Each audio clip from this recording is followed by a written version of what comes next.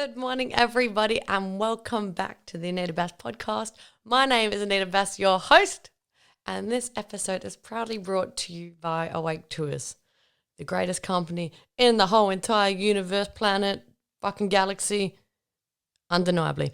Okay, cool. So today, this is a solo cast, and I'm going to be talking about something very, very, I guess, intense but helpful. I think this podcast is a reason why I started the whole podcast. So this episode I have spent so long trying to do. I have actually done it before and then deleted it, and then I redid it, and I have gone back and read books and shit, so I make sure I know what I'm talking about type thing. And yeah, so let's go. Let's roll. So basically today's episode is going to be about depression, mental health, and anxiety. It comes with a trigger warning that if you have lost somebody to suicide, or if this topic is tender, maybe don't listen. Just it's not morbid. I'm not making it morbid. Trust me, it's all good. But just because it might be a little bit too soon for you to be talking about people who want to die type thing. You know what I mean? So yeah. Please don't listen if you feel like it could hurt you. But it's not going to be sad. It's not going to be sad at all. Alrighty. So the way that it'll go down is that I will briefly explain why I felt lost. And then I will read a couple of passages from a book to just show that depression and anxiety is just something that has been here through the ages and just is. And you're not weird for having it. And then I'm going to, which the bulk of it is just my journey and the stuff that I tried and the things that I did and the things that I felt worked along my journey. And then I'll wrap that up by just obviously letting you know that you're not alone. And yeah, I have no idea how long this is going to go for. But it's going to be a good one. I feel like it's going to be my best podcast to date. So let's go. And it's fucking very vulnerable, mind you. So if you don't like it and you think it's a shit podcast, please don't tell me because I might cry. Okay, so first up, stating we are not here to compare depressions. I know why I felt the way that I did. Somebody's trauma, someone can watch their whole entire family get killed, and to them that's obviously bad and it's the worst thing that could happen, and then they're depressed and triggered forever. Or somebody could have lost their job and then that could then be the final thing which triggered them into 3 years of depression. We're not here to compare, and you can never not let yourself feel sad or think you have the right to feel sad because, somebody's always got it worse, if that makes sense. Some people get trauma because they're born too rich and their parents never gave them the opportunity to showcase themselves to themselves. That is a thing.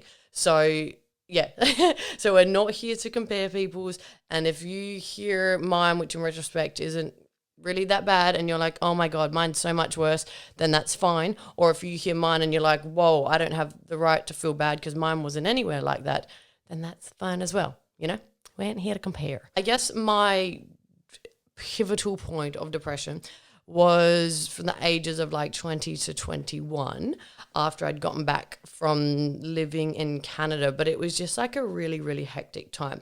So I guess the character human that I was started at age 14 type thing. I was just so shy. I had no personality whatsoever. I couldn't even look people in the eye. I always just felt uncool and alone and weird and no one understood me. And I guess everyone feels like that, right? I still feel like that to this day. In 2020, that is how I feel. And then I couldn't talk to my friends about it, I guess at the ages 18, 19, because I just always got taught that having emotions meant that you're a pussy and you shouldn't say when you feel you're wronged, or you shouldn't say when you feel you're sad and you're down. And so I would never speak to anyone about it. And then when I'd go out with my friends, I would just get really, really, really fucking drunk. So I would have a personality and I could talk to people in that way. And that probably started when I was 14 or 15. So coupled with that, my home life wasn't that good. and I'm not going to go too much into it. The first podcast, I actually went fully into it, and then I had to sit back and reflect and be like, what is the point of this podcast? Is to tell people what worked, not to go through like your stories.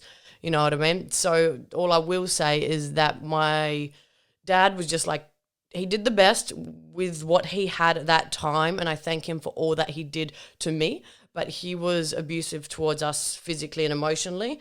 I'm going to say not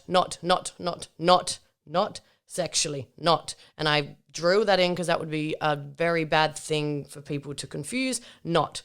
Okay? So physically, he would, and emotionally. And so my whole entire childhood was basically just, for the three of us, just making sure that he was happy. And we were in a state, I guess, of fright or flight every single day. And it was not an ideal, like, family life. And I always just assumed that everyone's father was like that. And when I grew up and saw people who liked their dads and their dads would be nice to them and shit, I'd be like, the fuck? What is going on? But yeah, so he was like that and very intense, but again, hurt people. And I do know why he was like that. And for somebody to be so hurtful to others, you would hate to be inside their body. So he obviously, you can't hate people who hurt people. However, as an adult now, I can remove myself for situations like that. So that was that. And then my mum was like a beautiful little lady, but she had come from a family of abuse, and then she had wonderfully, bless her soul, met this dude as well. And so she was just very timid and shy. And from her, I learned to be a gangster. And so I would see her every day, like, get up before us, get herself ready, get food, school, lunch, take us to school, come back, go work, come back, support the whole entire family, cook food, not get treated that well by this man, and still just wake up every morning and just do what she had to do. So although she would see herself as weak, I see her as strong, and she is a gangster. And although my dad was harsh to us, I understand that that is a very bad mind to have been in for him, and so I feel sorry for the version of him that was then. And he taught me to do what you got to do to get where you got to get, and to, I guess, not complain. And that has helped me in business and life, and to not be like a victim mentality type thing. So there are positives that come from it, but this is why I felt alone. So the cup like that, I didn't really speak to my brother or sister either. And then my home life was that. So I would just like lock myself in my room and study heaps. And then on top of that, it's just a shit time of life. 2021, trying to figure out who the fuck you are and what the fuck you're doing. I had been feeling like an outsider, honestly, since I can remember. I would say since I was like 6 years old, I've felt like I never really had a friend type thing. And then all that happened. Home life was that. Couldn't, I guess, look to my mum or dad to help me. I was too scared well, not too scared, but I just wouldn't talk to my friends. So couple that with everything. You're 2021, going through everything. Nothing makes sense. I had just been feeling so sad, like literally sad in my soul, probably from 15 to 20. So when it got to just after turning 21, my life just wasn't where I thought it should have been at the age of 21.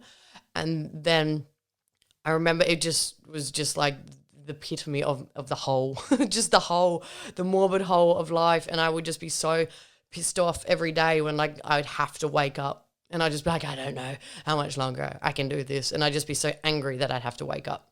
And then the days would go by, and then you'd go to bed and like, thankfully I can just go away, and you just couldn't sleep. And so you'd still be up until 4:35 in the morning, and you just like, just please, just something. So to me, this was the point of like the brink of my depression. It was just hectic. It'd been too long, too many years, and it was just shit for me. And I just felt way too alone, and I would rather not be here. And so it was like 4 days after my 21st birthday, and I remember just being at work and looking at my computer, and I hadn't done anything for like 5 hours. And then I just like stood up and looked to the lady next to me, and I was like, I have to go. And she's like, what do you mean? I was like, I have to go. I can't be here. She was like, I'll tell them that you're sick, and you just go do whatever it is you think you have to do. And then I ended up being at home, And I just knew that that was the day that I didn't want to live anymore, and it had just been too much for too long. And so I was just crying, and I decided to call suicide hotline and let them know. And they did a good job at trying to sway me. I remember just catching my reflection in the mirror, and then there are like two sides. It's like, one, you're a little bitch. You're not actually going to try to take your own life. And then it's like, number two, I can't believe you're such a little bitch that you're actually going to try and take your own life. And then it's like, ah. And then if you're actually somebody who's wanting to not be here anymore, or if you have lost somebody who has done this, which is very sad, and I'm sorry, and I hope this podcast doesn't hurt you, but there, I guess, are three sides to that as well. Is one, you know that you're going, if you do it, your family are going to hurt, and you do feel bad, but you hope that they'll understand that it was just too painful, and you hope that they're happy that you're at peace now. And then number two, you actually just don't think anyone gives a fuck about you if you did die, so that's why you want to do it. Or then there's number three, is that you actually just don't care what that impact is on anything, because you just can't be here because it's too painful to bear. So it's like, maybe that can give you a little bit of an insight. And then obviously in the moment, people make decisions. In that moment, I was looking in the mirror, and what I do now is I give myself advice that I would give other people, but I didn't intentionally do that. It was just like there was two people inside of me, a good and a bad, or like it. And then one was just like, give yourself 365 days. You are 21. You just turned 21. If you want to do this at the age of 22, then you can do this, and we won't care and we won't judge you, and that's fine because you gave it a shot, but you don't do it today. I did this all very quickly, but this was a very, very long afternoon and night and day. I'm just trying to make it not morbid. But yeah, so then I promised myself that I would give myself 365 days to try and see if I could make myself happier, because I had just been a victim of my circumstances and hadn't actually ever tried. And so I would go about finding out ways to make myself happy. And if not, I could do what I want at age 22. And let me tell you, when those 365 days were up, I did not feel better. I did not. It's not an easy thing. I'm 27 now. I think I got a glimpse of being happy every day like 5 years later. But yeah, I did not feel better when that time was up. And then that evil or good parent thingy inside me again was just like, no, you last year said 365 days. And do you feel better? I was like, no. But I maybe feel 0.05% better. So, okay, cool. Well, that's an improvement. So let's just give you another year. I was like, fuck. And I was like, no.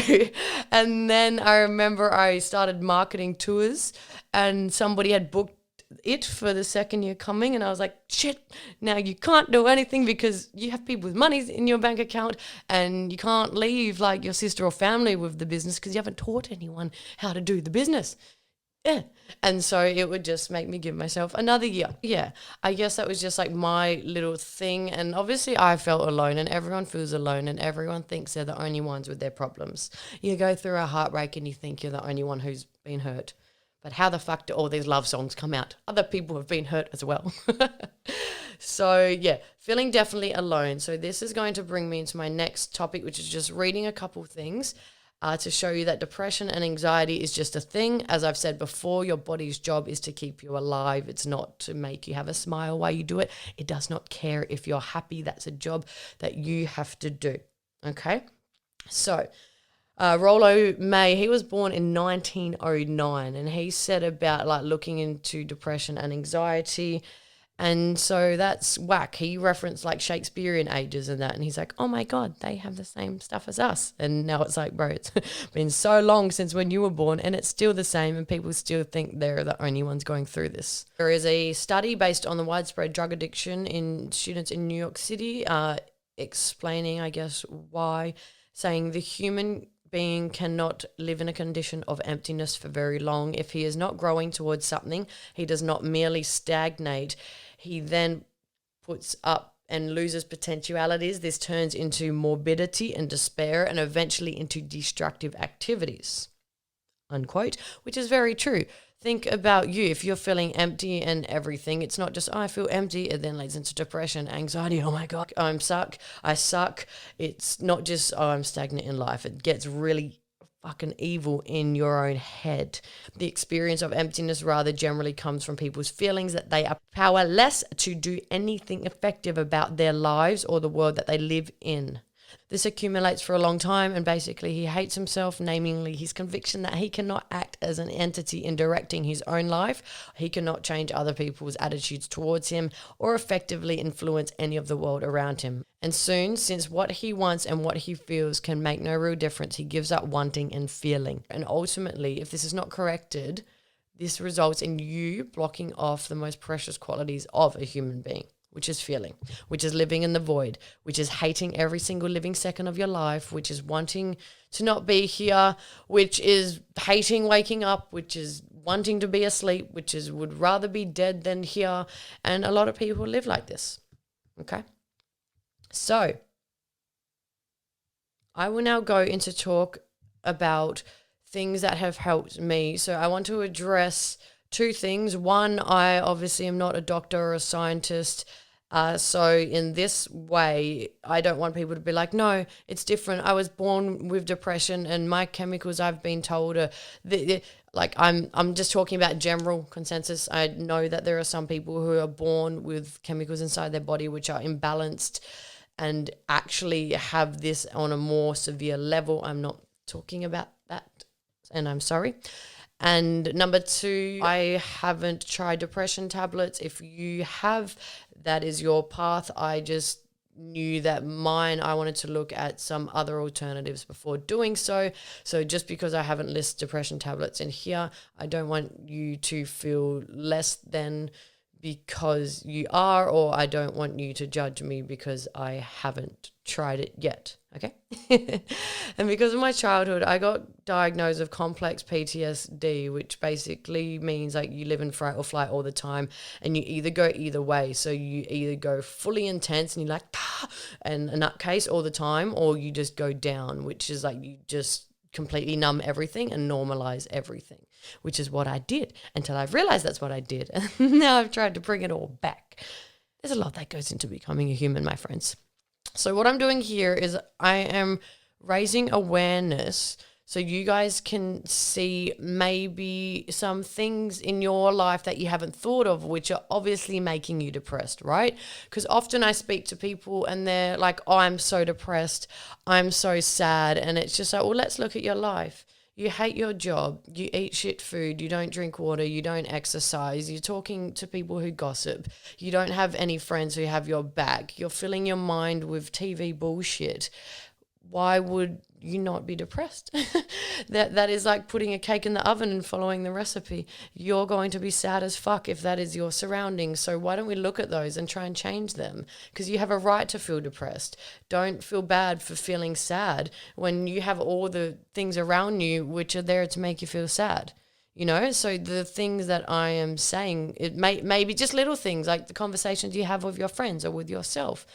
Maybe you'd be like, oh, no, shit, I actually didn't realize how fucking intense, like, that has an impact on me. So this is why I'm saying these things, and they're actually so obvious, and that's why people don't do them, because they're that obvious. It's like when I talk about business, hard work, and time, the things that I'm going to say, you're just going to be like, are you actually making a podcast about this obvious shit? But I have studied so many, I guess, happy people and successful people and brought about everything that everyone does in common. And then I've tested out things that have worked for me out of that list. So, yeah, this is just my experience, okay? Okay. So number one is your mind. And this is the single most important thing. Your mind is your tool. Your mind is your remote to your whole entire life. And you don't understand how much control you actually have on your outer world when it is all just completely in your mind, okay? You have between 60 to 80,000 thoughts a day. If you do not catch these thoughts, your thoughts are going to go back to what they always were, and you're always going to live in these fascinated scenarios. Think about when you fight with someone or it's a breakup, and after you just relive that situation and scenario. Always, always, always, I should have done this. what a fucking dick, how dare they do that, rah, rah. And you've just spent like a good hour embodying those feelings. Like, fuck, that's really a bad way to be. And you can get really negative, depressing thoughts if you don't catch yourself. So if you don't like your thoughts, you simply just need to think again. I would find myself and I'd be thinking and I'd literally say out loud, nope, nope, nope, nope, nope, nope, nope. We're not thinking about this. We're not, because it just is. And because it's like riding a bike. If you know how to think like that, you're always just going to go back to thinking like that.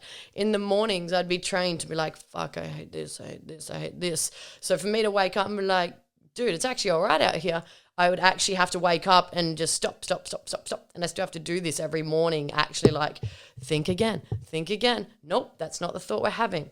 So the monkey mind, and I'm going to paraphrase something that I learned at a healing center in Thailand. Spoiler alert, I am going to do a tour to a healing retreat for depression and anxiety. It's one of the 4 on a separate brand.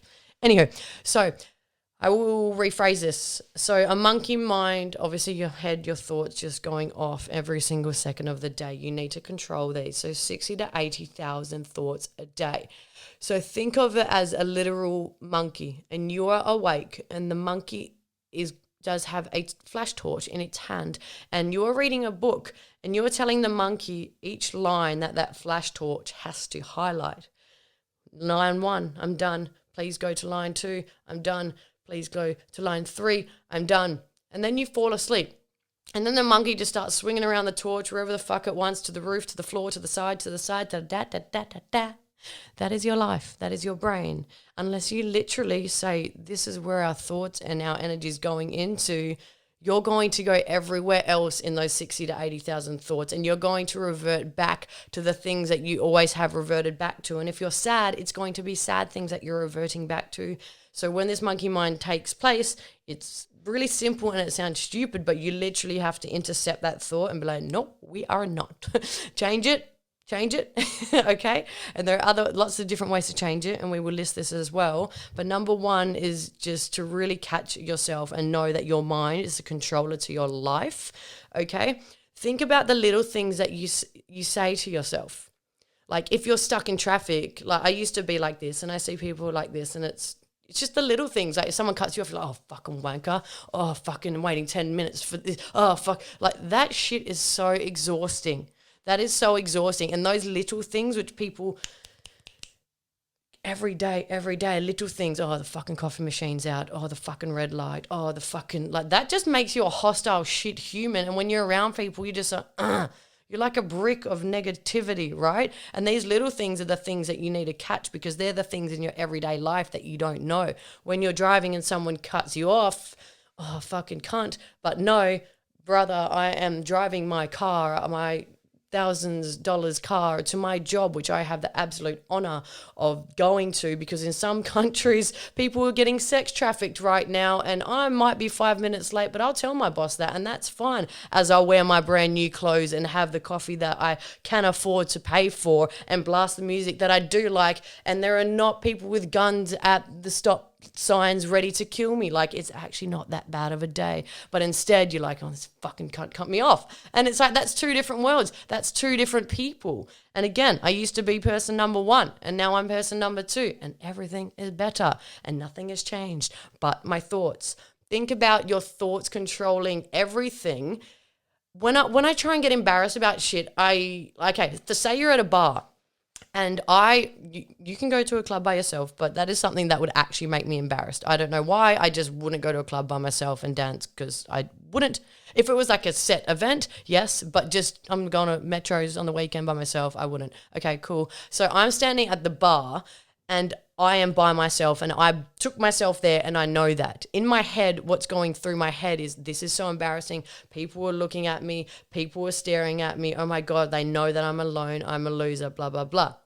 That same situation where I've had prees with my friends for 4 hours, we've gotten fucked up, we're at the club, we all got in together, we've been taking photos, and then all my friends go to the bathroom and they say, hey, can you stand in line for us? And I'm in that same situation and I'm standing there by myself.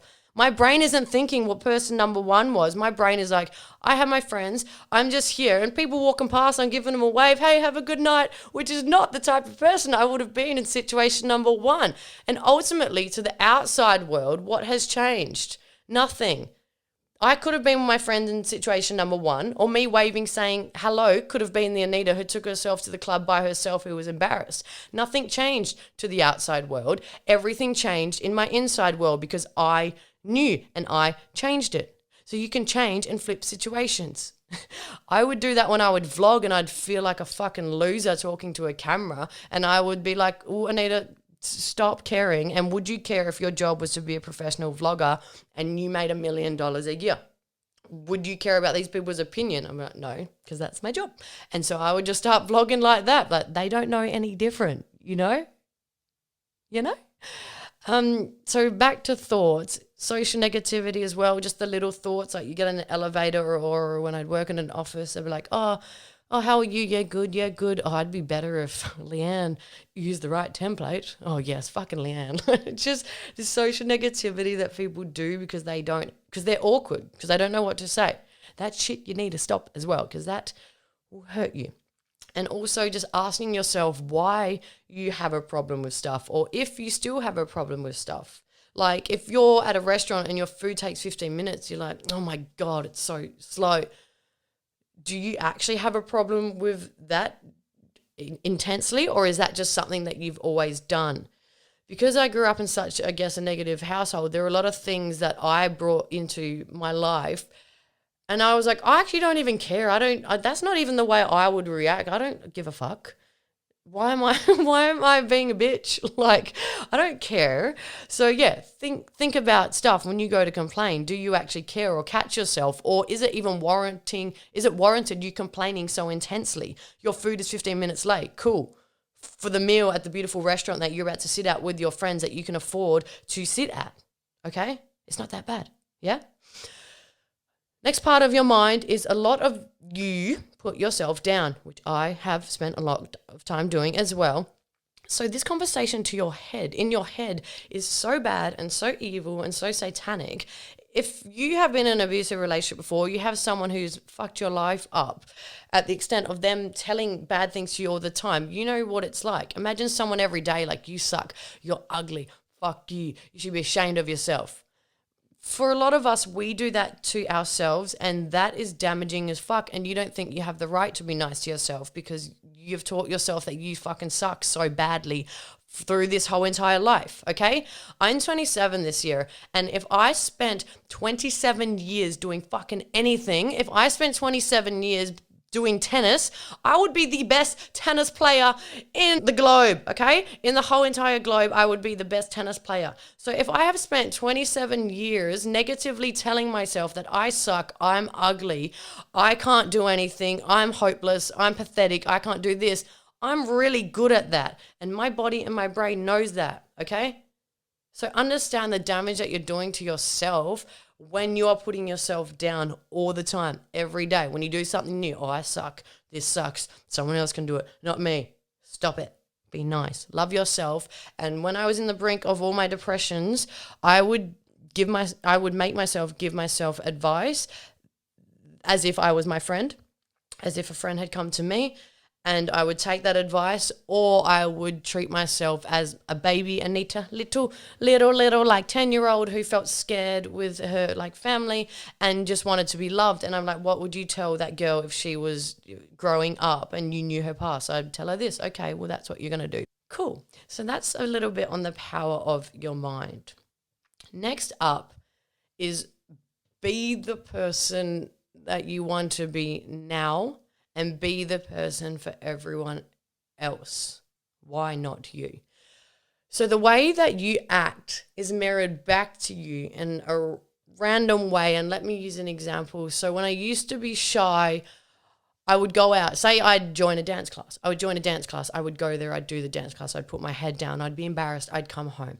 So then that experience of that day was, oh, people didn't speak to me, people weren't nice to me, no one looked me in the eye. It's a really quite a sad world, like no one really talks to each other. And it got to a point where my life was just so this that I was like, why don't I be the person? I want somebody to talk to me, so why don't I be that person now? And maybe let's just assume, let's take everyone off a pedestal and think, even if they do act or look confident, maybe they're as scared and as shy as me. So I will be the person to make that first move and to go up to somebody and act as if they feel the way I feel. And from then on, this is life-changing. So I would go out and my day would be like, I would go to the dance class and say, hey, my name's Anita. I'm new to this class. How are you doing?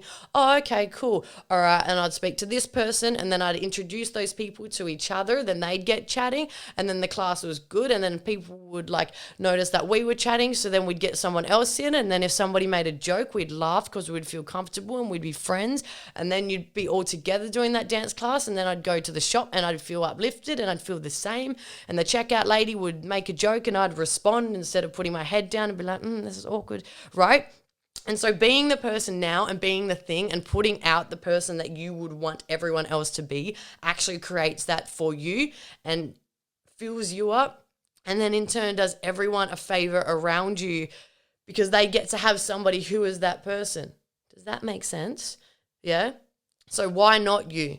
You are creating everything around you. Yeah, as you do it, you are getting back exactly what you put in every social situation that you're in. If you think people suck or everyone's mean to you, look at what you're doing. Have you done something to warrant that? Or are you sitting in the corner at a party and you leave the party and say it was the shittest party of your life, but you didn't go up to the people who were talking or you didn't try and make someone else more comfortable? Was it really the situation or was it your version of the situation? Why don't you be that person now? Yeah? People are as scared of you as you are of them. And when I started being the person for people, my life got so much better. And when I'm having shit days and I put my head down and don't talk to people, it's noticeably different. It's noticeably different. Okay. Next, we're going to talk about being grateful and gratitude. How much do you have now that you have to be grateful for?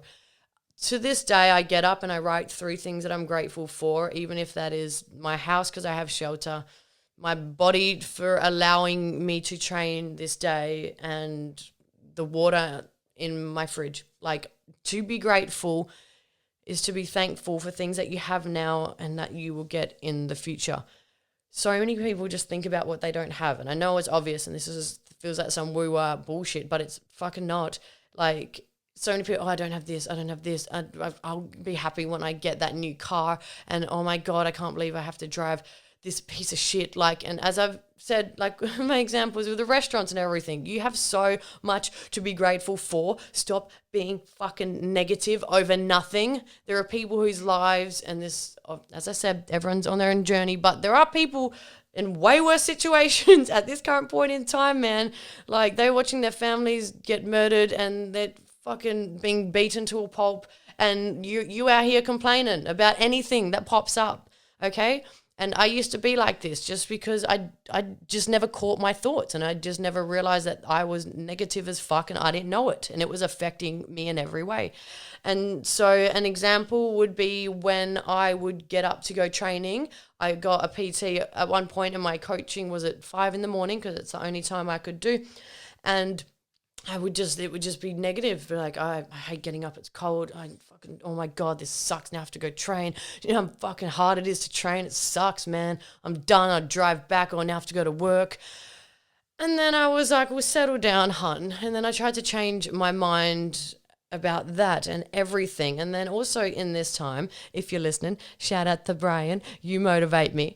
But I had met somebody who had lost the ability to use his legs, who was living an amazing life. He lost it, I think he was 18 or 19, and he was out there doing shit. And I was like, bitch, you out here complaining that you have to go train when he doesn't even have the opportunity to train his legs, you selfish bitch. Like, and then I'd be driving and then I would just be so like, this was many, many weeks and months of training my mind to think differently. But I'd be driving. I'm so grateful that I have a job that's allowing me to afford a personal trainer. Like, are you serious? I get to have the opportunity to get up in the morning and go train my legs. At one point, I would like scream every morning, thank you for my legs. Thank you for my legs. Like, my legs are muscly as fuck, and I always used to get shit for them, and people would put me down for them. But like, no, fuck you. Don't even care what you guys think anyway, because there are some people who don't even have legs who are living an abundant life, and I'm out here complaining. And now I get to go to my job and make money because I live somewhere that allows me to do that. Do you know how fucking sick that is? And there are so many little things that you can be grateful for now if you just slow down and like realize it. It's really the little things, like what... In terms of gratitude, what else do you want? What else do you need? Are you waiting to be pulled up on stage by Drake? Are these the things that you're waiting to be grateful for? If you have a couple people who care about your existence, or even if you don't, if you have YouTube that allows you access to people who can help change your mind, then be grateful for that. At my peak, they were the only people who could help me. Yeah?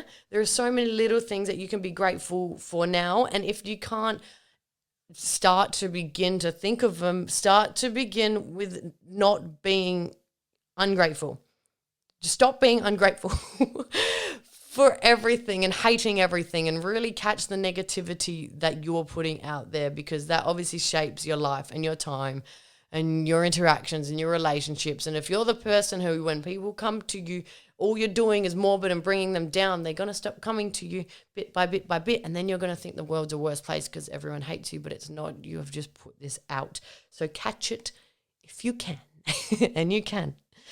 So next up that helped me is fitness, getting moving. This is science, which I know nothing about science, and I'm not going to try to talk about it. But just moving, just doing anything, this helps tremendously. I know I notice such a difference when I am not working out. At my peak, I couldn't move. At my peak, I was so depressed and so sad that I couldn't bring myself, obviously, to go to a gym, and all I could do was hop on the spot. In my kitchen, just hop on the spot. I remember one time just not being able to do anything, and I would just crouch over like a fucking zombie and just wave my hands from side to side, just anything, but I physically couldn't feel or do anything but just get moving, because something is something, and this was snowball and snowball and snowball and snowball. And when you eventually get moving, whether that be a walk to start you off or a run, you're in the gym, you're doing weights, if there's something like F45 or a group class where you can't walk out of, this is phenomenal also. But yeah, fitness was probably one of the single most greatest things that ever helped me. My brother first took me to a gym, and I could not lift a 2-kilo dumbbell over my head. And that's when I ended up getting a trainer. My first trainer, I didn't resonate well with her. Found a second one, Zia. We trained together for years.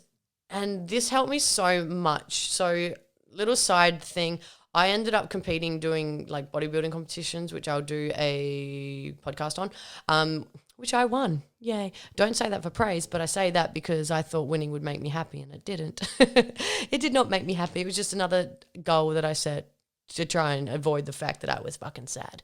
But through this, I remember going to watch a show, and I was like, I could do that. And it was like, well, the only difference between you saying you can and doing it is the fact you're never going to do it. And so I did it. And then by doing that, and you can do this, and I'm not saying everyone go compete. It's a very slippery slope if you're not in control of it. Just keeping little promises to yourself is what builds trust and what builds momentum. So competing to me made me a fucking gangster to myself, because I saw myself go from not being able to lift 2-kilo dumbbells over my head to a year and a half later being at the stage of the Arnold Classic and being number 3 in Australia, winning my first competition, winning my second competition, getting third in the next 2, and then, going national. And this, I was at no advantage over any of the people. I had no background in it. I knew fuck all. And I knew that I started with those 2-kilo dumbbells over my head, but I knew that I got a trainer, and I knew that she told me what to do.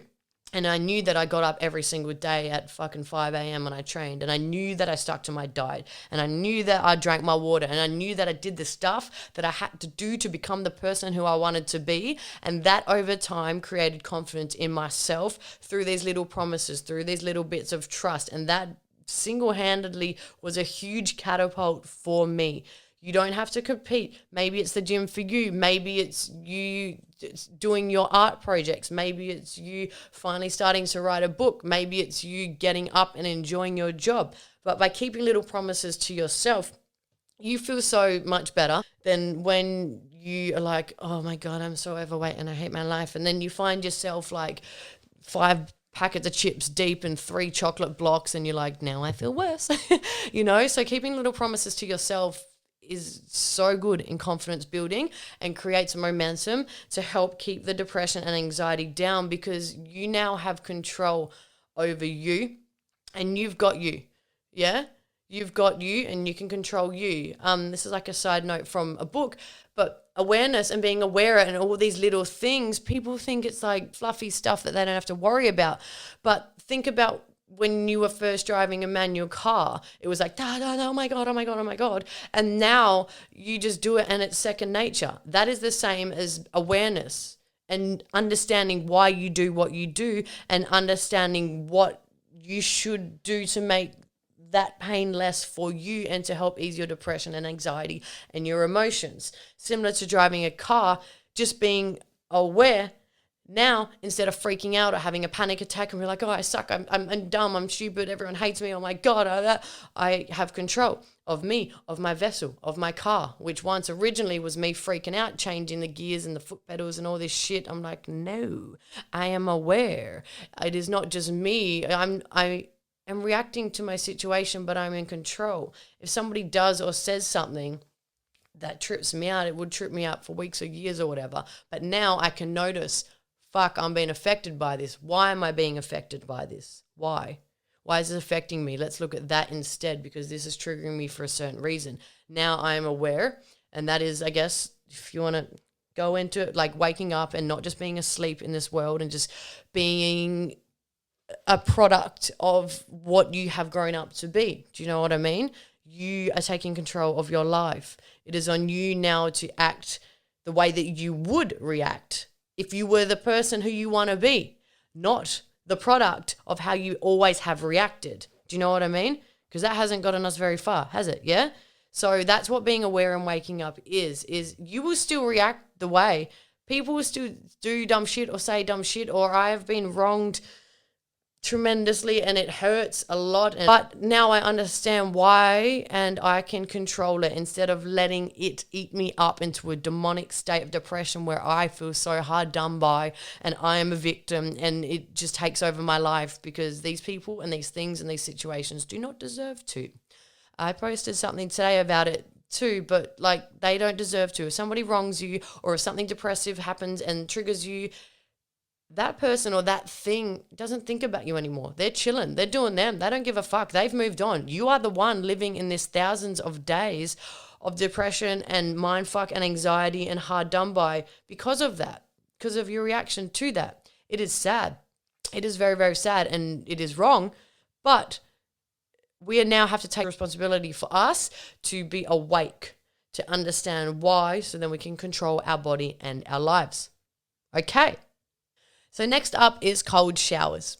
I had heard this lots, and so I was like, there may be some truth to it. There are a lot of physical benefits to having a cold shower in the morning, as well as it just wakes you the fuck up, as well as it just makes you do something you really don't want to do in the morning.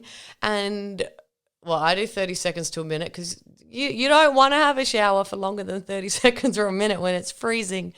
But it also just helps you to focus on absolutely nothing else when the shower is freezing and it is winter. There is not much else on your mind but just wanting to get out of that. For some people, this works. For some people, it doesn't. I think it definitely does. When I'm at the peak of my depressive states, I make sure that is something that's a non-negotiable in the morning, and I can realize physical benefits 100%. and just my mind. Just, I don't know, it does something, it changes. Again, I'm not reading the science on this because this podcast would be 2 hours long, which it still might be. But yeah, cold showers, we're on. Okay, cool. Next is watch what you put into your head, okay? TV, gore, yuck, crime, news, murder, the world sucks. As I've said before, brother, turn on channel 9, 7, news, 10, a current affair, and just try and be happy after that. There is not a happy news channel, unfortunately, because that doesn't make them money. So watch what you put into your head. I don't watch TV, and I just don't really. I watch YouTube, but there's just a lot of bad shit out there, and it's like when the airplane crash, which is obviously bad, but when an airplane crashes, it's put everywhere, but we don't speak about like the 25,000 airplanes that haven't crashed that day. You know what I mean? Like, we have these flying things through the air, and you've trained one person how to fucking fly this bit of machine across the sky and get to a destination 2 days away. If you gave me 1,000,000 years, I would not know how to do that. And I would be like, guys, stop complaining that your bags have moved down a carriage. You fucking give me high five that we landed even in India, even when we were supposed to go to America. Like, do you understand how hard it is to land a fucking plane? Right? And so on the news, all you hear is the bad shit. Let's think of the good shit. You know what I mean? So watch what you're putting into your head. Same with Instagram. That stuff affects you. So just really, really watch what you're putting into your head. I try and watch motivational tapes and listen to motivational podcasts. The 3 podcasts that I listen to, or 4 now, including mine, is Joe Rogan. Aubrey Marcus is my favorite one, and Lewis Howes. At my peak, I would just smash motivational tapes from the minute I woke up to the minute I went to bed. And I'm not kidding. I don't mean just like I'd listen to a couple. I mean, it's the only thing that was in my ears. Eric Thomas, E.T. the hip hop preacher, Les Brown, as I said, Aubrey, Joe, Lewis Howes. Get yourself into that beautiful spot of YouTube. If you start looking up, even just type in motivation, there'll be something with a lion or a tiger or a gym thing. Like, that shit works because it helps to get your mind out of your mind. It's a pattern interrupts.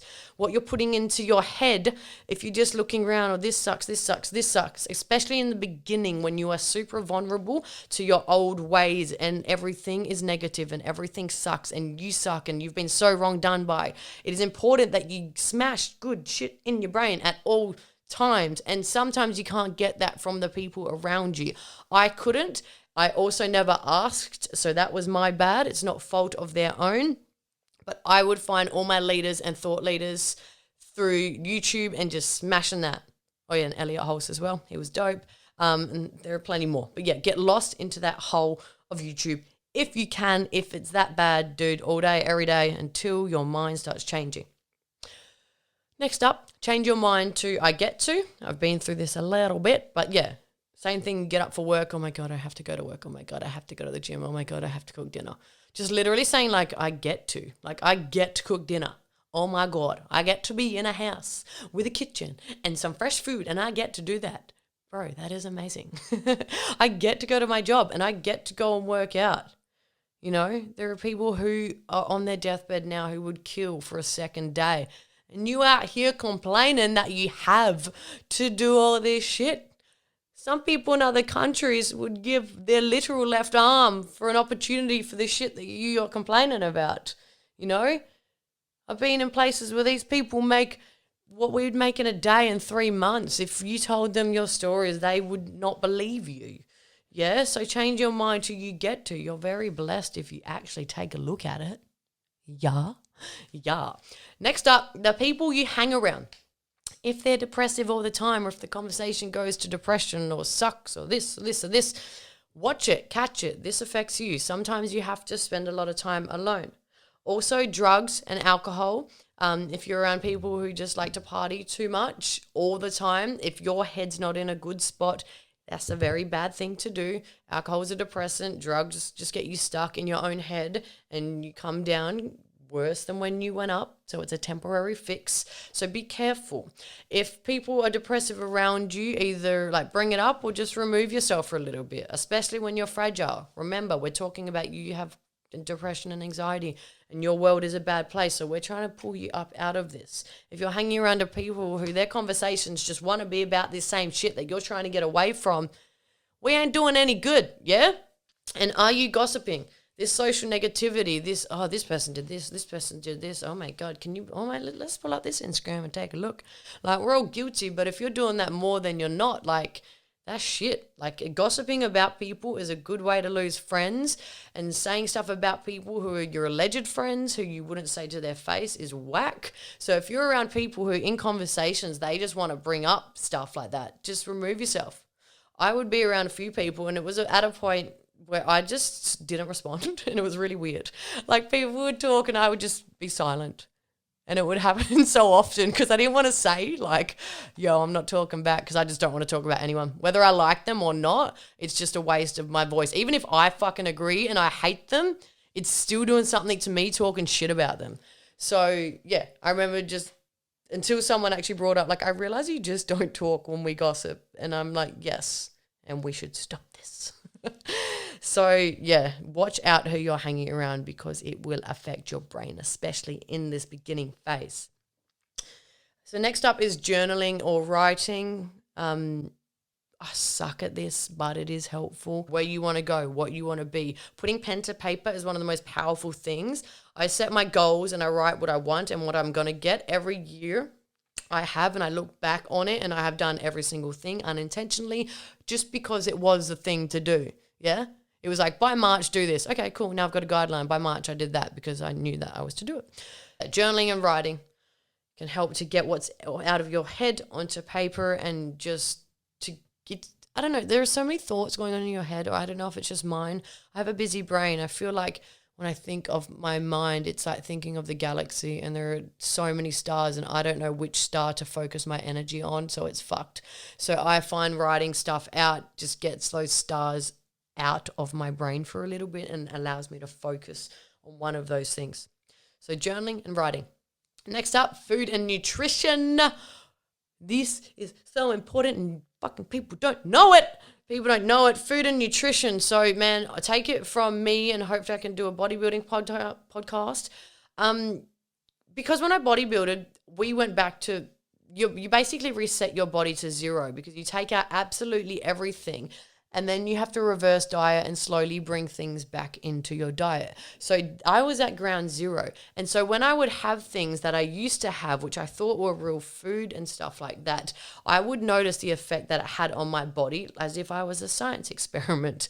So I would see if I would eat stuff, I would actually like get depressed sometimes. I'd be sad or very, very moody. I could feel my body being uptight. I could feel me being angry, agitated, more fidgety. Like, food affects you a lot.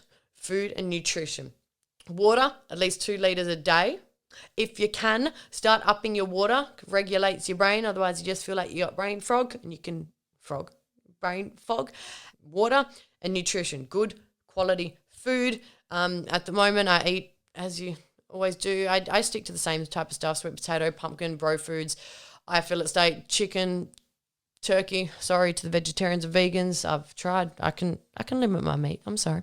And yeah, just like good actual whole raw foods, fruits, lots of vegetables, fiber, help you cleanse your system, man. Food and nutrition affects your mental health hard. When I have lots of sugar, I can actually feel my body getting sad. On top of it fucks up your skin. And yeah, food and nutrition, guys. Focus in. If you're eating lots of shit, it is affecting your brain. Okay. Next up, sleep. Never underestimate the power of a good night's sleep. And if you go to bed at 4 and your alarm goes off at 6, your day sucks. And there's nothing more motivating than that to get you back to bed early. Some people can go 5 or so hours. My magic number is 8, but that's the average hours, they say, is 8. And if I don't get that, I am very grumpy, and I may as well not be awake that day. So you need to sleep. And I say this from no place of pedestal, because when I had all those jobs in Melbourne, I would sleep for like 2 hours a day. I would sleep for 2 hours a day, and then I would have coffee and chocolate, and that's all I'd eat. And maybe pick up something from like some sandwich thing. Like, I was a nervous wreck, man. I was a nervous wreck. And then I couldn't sleep because I was just so like from everything and so like agitated. Like it's crazy. So please prioritize your sleep and your rest. You shouldn't be going around feeling like shit. Limit your screen time, obviously, before you go to bed. This will help. If you're depressed and you're not getting enough sleep, which in turn, sometimes when you're depressed, you can't get to sleep. But these things all lead into each other, okay? Next up, reading and podcasts. As I said, I can recommend lots of good books. I have put together all the books that all the people I love say are their top books, and I'm going through reading them. Reading and podcasts are basically lessons from people who you will never meet but have been through what you are going through. Yeah? Books, music, all these things are saying the exact same things, and they were written like 2 million years before I was born, you know? So these are cheat codes. Books and podcasts to me are cheat codes to get advice which I would never otherwise get, and to realize that you're not alone.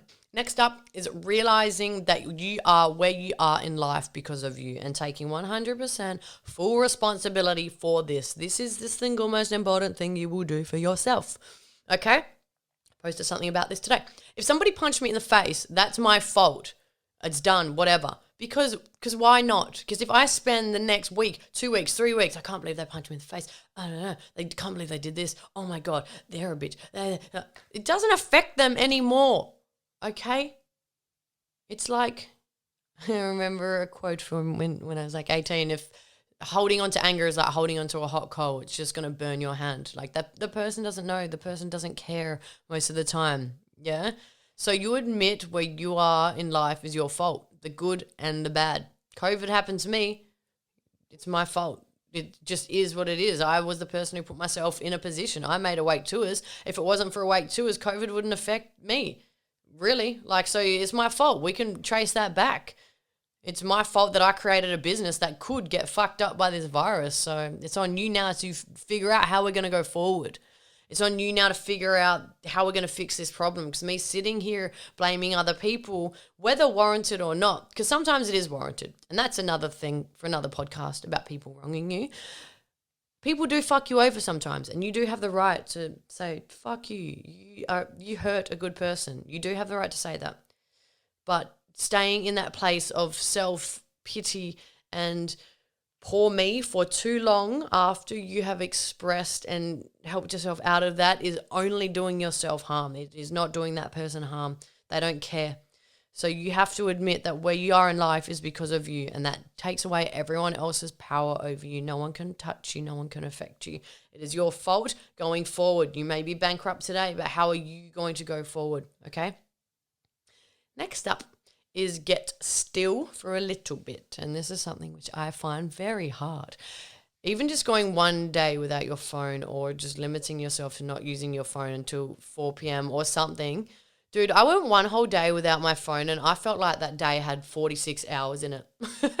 Like, you'd be surprised how, like, just the little notifications. I get headaches just from my phone, looking at my phone and looking at the computer for so long. And so just getting still, because that's where the magic happens. I used to think I got still when I spent time alone, but I would just be listening to music or podcasts, and that is another distraction from my mind being still with my mind.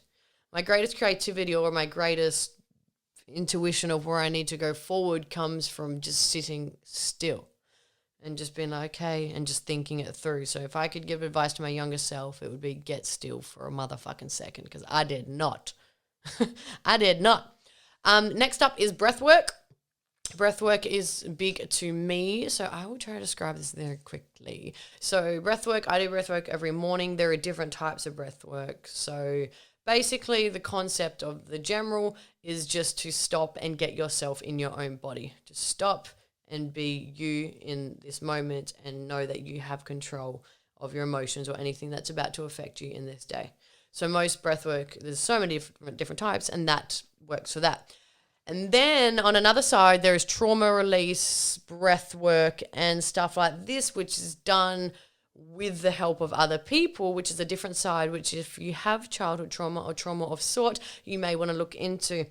My most powerful experience was my first experience. I've only done it a few times after.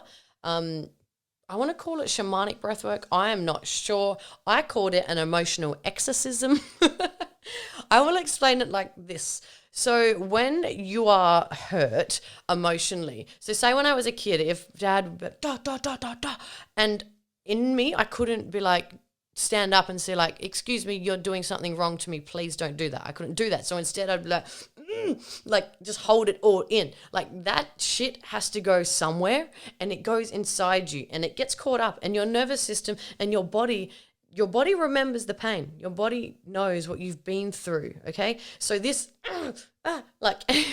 this needs to go, but we can't let it go. So this is where this type of breath work is good. So when I did a session with her, like it's very intense and you feel it all come up, and some people it works more than others, and I don't know, so many different times.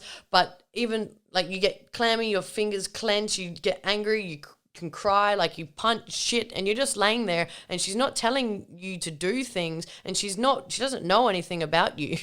It's just your nervous system and this stored energy inside you.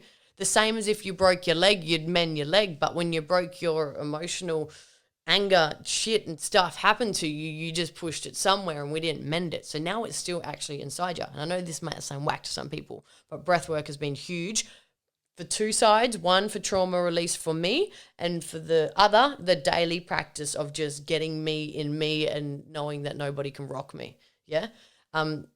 So yeah, breath work is dope for that. And there are many types. I hope to get a breathwork practitioner on here.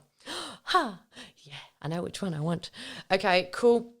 Next up is don't overwhelm yourself. Don't do it all at once. This is a very big list of things.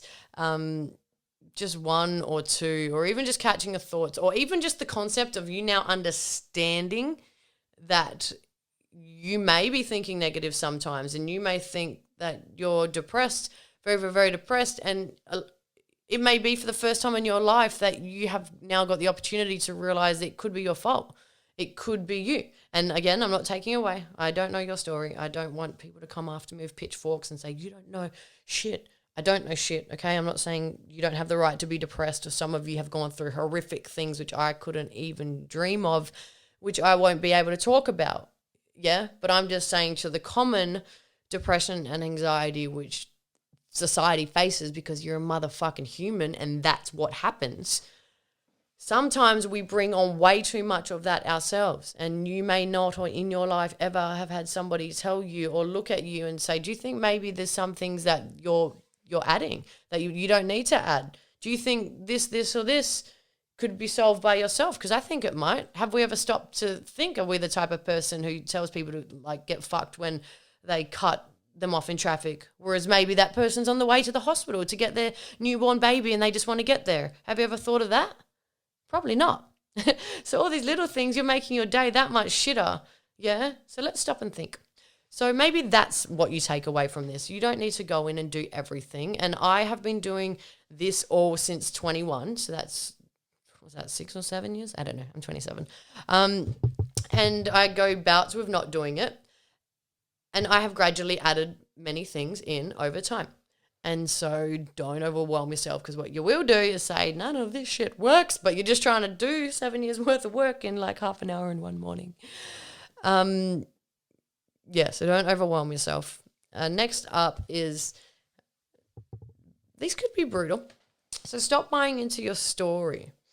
So we all have a story of who we are and where we come from. And sometimes allowing ourselves to just buy into that way too much is giving us an excuse to live a life less than we deserve. You are hurting yourself still from things or people. It would be the same as if I was like, my dad did this to me, so I am a person who came from an abusive family, and how dare he, and I can't be confident, and I can't do this because this motherfucker, I can't believe he put me through this shit, which ironically is the reason why he was the way he was, because his dad was like a German Nazi war person. So he was like, anything I do to you, I've had worse. And I could easily be like that if I just bought into the story that I was Anita who had that childhood and fucked the world. Right? So sometimes you may even just be buying into your own story too much, and you might love that story and not understand that you do. Because if I held on to Anita, who was abused as a child, I would get to live my life feeling sorry for myself, and that would be a great excuse for me not to achieve shit. Does that make sense? I could be like, yeah, but I haven't because I was abused as a child, dude. Like, you wouldn't fucking know. I do, so shut up. It's okay if I do nothing because you wouldn't know. And I would actually unintentionally love that story without even knowing that I love that story because it gave me an excuse not to do stuff, if that makes sense. That's a little bit intricate, you know? So buying into your story sometimes is causing you some pain and you don't even know. So what are you holding on to right now that doesn't actually even serve you and you just always do because you've just always done? It's very interesting. Next up, I want to say that if you're depressed and if you're sad, you are not your depression. You are not your anxiety. That is not a character trait that makes up you as a person. Similar to if you get the flu, you don't say you're flu, okay? If I had the flu, you're not like, oh, I'm flu. Sorry, I can't come, I'm flu. Like, no, I have the flu. I have symptoms of the flu. And now what I'm going to do is figure out where these symptoms came from. What was I doing that made me get the symptoms of the flu? Where was I? What food was I eating? What weather conditions was I under? Same as depression. I'm not going to say, I'm sorry, I can't. I am a depressed person for my whole life. I am not depression similar to I'm not flu. I'm going to figure out where these depressive tendencies came from. What made me get depressed? Where did it come from? What things were I doing? What was I saying? Was it one incident? And again, if you have a major incident or you're chemically wired for depression and you know that, don't hate me. I'm not talking about that. But yeah, I'm not going to say I have flu. Sorry. Next 10 years can't do fuck all. I have flu. Sorry. Next 10 years can't do fuck all. I have depression. No, we're going to look at what possibly brought these depressive feelings into your life and we're going to fuck them off. Similar to when you hurt your knee and you would not just, if you bust your knee in the gravel and then you put a Band-Aid over it, that's not what you do. You look at the knee and you take all the gravel out and you put some cream on it and then you put a Band-Aid on it and then you monitor that and you watch it mend and you watch it fix yourself and then you go back and you think, where did I hurt my knee? Okay, I know to avoid that. I know to avoid that spot because last time I went there, it hurt me. And even if I don't avoid it completely or I can't avoid it completely, now I'm aware that that's something which led to my knee being hurt. Yeah? So that's the same as depression. You are not your depression. You have depressive symptoms and things which make you depressed. And most of the time they're warranted, rightfully so. Someone's fucked you over royally. Rightfully so. You're depressed. And if you didn't, you're not a human. You wouldn't have feelings because that was a bad thing for them to do. You have every right to be depressed. Let's work with it. Let's roll. I just want to say that depression and anxiety and all this stuff comes and goes. So just don't be hard on yourself. I still get it chronically. Like 2 weeks ago, just literally thought that I would never come back to who I was. Like, I was like, oh, fuck, now I think maybe I have always been depressed and I haven't known it because I've been traveling. And it was 2 weeks, but then I realized I wasn't doing my daily practices and I was feeding my mind with shit. And there must have been every planet in retrograde because my brain was off its head. And I was like, oh no. And then after a couple of weeks, I finally come back around. I'm like, yeah. So this comes and goes, and no one, even if they look like it, wakes up and say, yeah, the sun is shining and birds are chirping, rainbows are out. Like, no one is generally just a bliss of sunshine every second.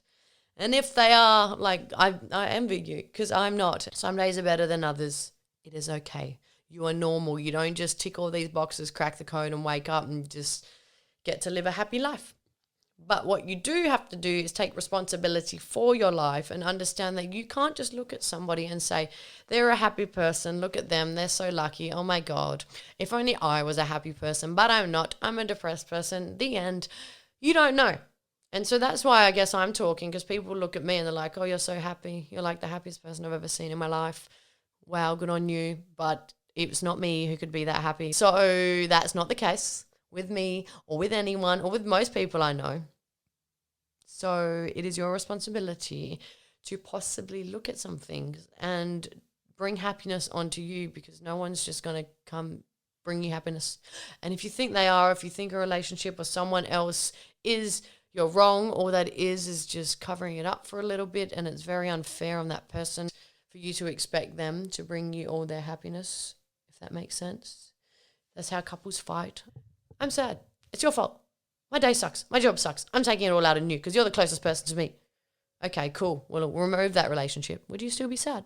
Yes, probably. You just have no one to take it out on. So it's not their fault. It's your fault. It's always your fault. You know? Next up is ask for help. If you need it, ask for help. And if it's more serious, ask for help. I never did. I never asked for help. I could have saved so many years of my life if I just asked for help. So yeah, I had two things that rocked me. I guess that one when I was 21, and then I had another one at the end of last year in 2019, which I will not go into because fuck that. But that rocked me so hard that I had so much hatred for a person, and I needed help. Like, I really needed help because I just could not do it by myself. And I reached out to a few people, and one of it was an actual trauma coach. Yasmin, Eve, bless her. I would try to get her on and I would tag her. So yeah, last year I was just like really wronged by a person, and it was never about them. It's never about them. It's more why I'm the type of person to take that or allow somebody to do that to me. So by getting a trauma coach, like the first thing she said, which was dope, she's like, look, I don't even want to hear what this person's done to you. Let's figure out why you're letting them. So then we like got to delve into that, which is that has helped me and changed my life completely. So many little things, and they were little like limiting beliefs or little defense mechanisms that I have developed over my life, which I didn't even know, which would put me in a shit situation with a not okay person and allow me to allow it. And I didn't know, but I wouldn't know if I didn't ask for help. And my pain just caused me to hit rock bottom so hard for a second time that I needed to. So I got a trauma coach, and then I also got a wellness coach who, for the first time, it wasn't about training to look good. It was about training to feel good. We would work on my body and me not being like sick because my nervous system was off its head and everything. So for the first time ever, I asked for help, and I can say just to have somebody to hold you accountable and to hold your hand through your deepest, darkest hours is so important. It is, especially if it's something very intense. Like if it's just, you're just feeling a little bit off and that, and I don't know, then whatever. But like, you know in yourself, if it's actual chronic depression, like, yo, this is gonna fucking steer me in the wrong direction for many years, then you can get help. Your pain is also your friend, which is something that I have learned. So learn to work with your pain if you can.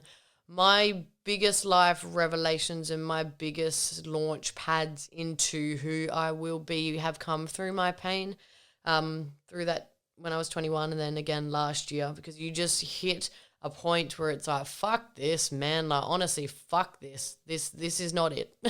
This is not it, and I am not living like this. And so that point, your pain is the thing that makes you do the thing that makes you get where you got to get. So make sure when you're looking at your pain, you're looking at where you can go from there as well. And what can your pain teach you, and what is your pain showing you? What is it telling you that you're missing from your life, or like what is your pain showing you?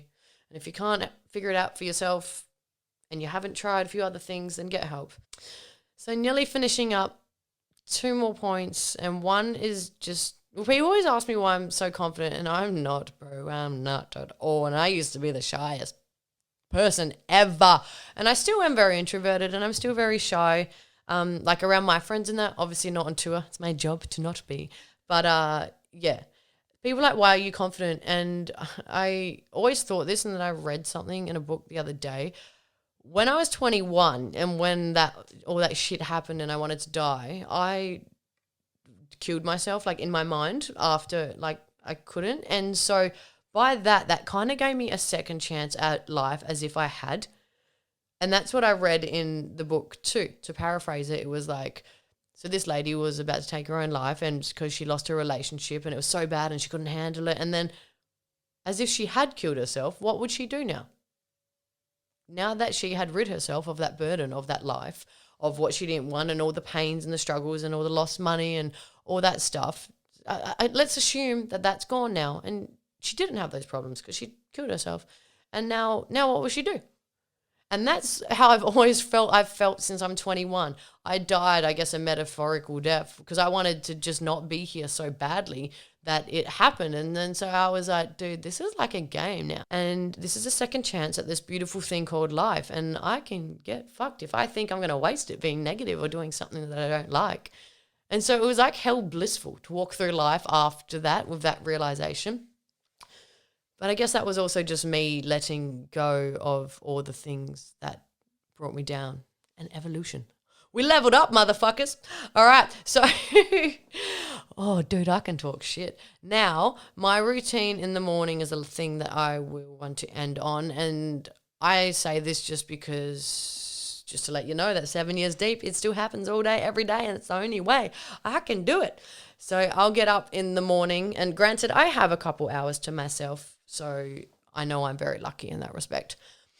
I'll get up, I'll have like greens, like I have a mixture of this fiber and all this healthy shit.